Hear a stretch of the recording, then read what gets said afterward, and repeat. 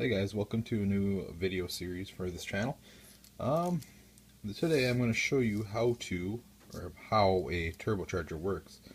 It's actually very simple. It's an exhaust-driven supercharger. Basically, you have your engine right here, and you have the exhaust gases coming out through the manifold that goes into the turbo, and it spins this wheel. This is called the turbine, and it has fins that are like cups, and then it just catches the exhaust and spins it. It goes round, hits the fins, round, and out into the exhaust, the rest of the exhaust system. In turn, that spins this common shaft, and that spins the compressor. Compressor is the second wheel.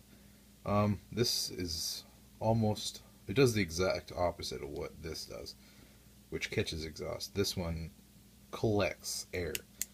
It pulls air in through this inlet and compresses it.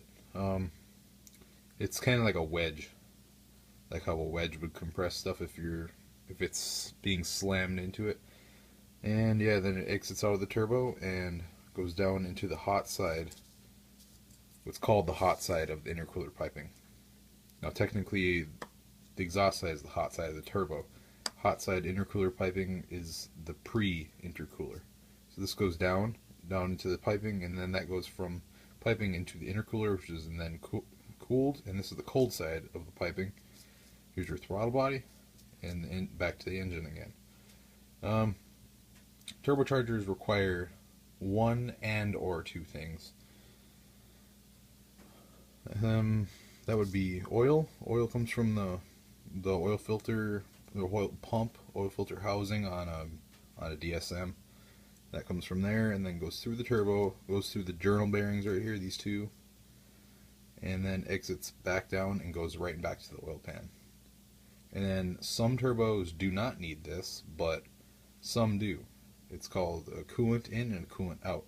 Some turbochargers are cooled, or coolant or water cooled. Ones off Cummins, like whole sets, are not. They are just oil cooled. I prefer those oil cooled since they're simpler, but pretty much all it is you have a factory line that comes from the engine, from the water pump, that pushes the coolant in through the turbo and back out, and that's basically it. It's pretty much how a turbo works. It's pretty simple to understand, and they work extremely well. One downside of a turbo is the lag. Lag isn't really that big of a deal. If you have a really small turbo, you're not going to notice it. If you say you have your RPMs at 2500 and you floor it, you're going to have full boost by 3000, 3500 at the most in a low gear, and you will have that power band from 3000 up to wherever your red line is, 7000, 6000, whatever it is. And that's plus side of turbos is you can make a buttload of power compared to a supercharger. Yes, you can do high boost with a supercharger, but a turbo will always be more efficient. Always. No matter what.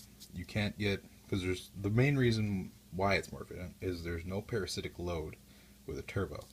Supercharger uses a belt, big belt, that spins the supercharger, and that robs a good amount of power from the engine just to turn it.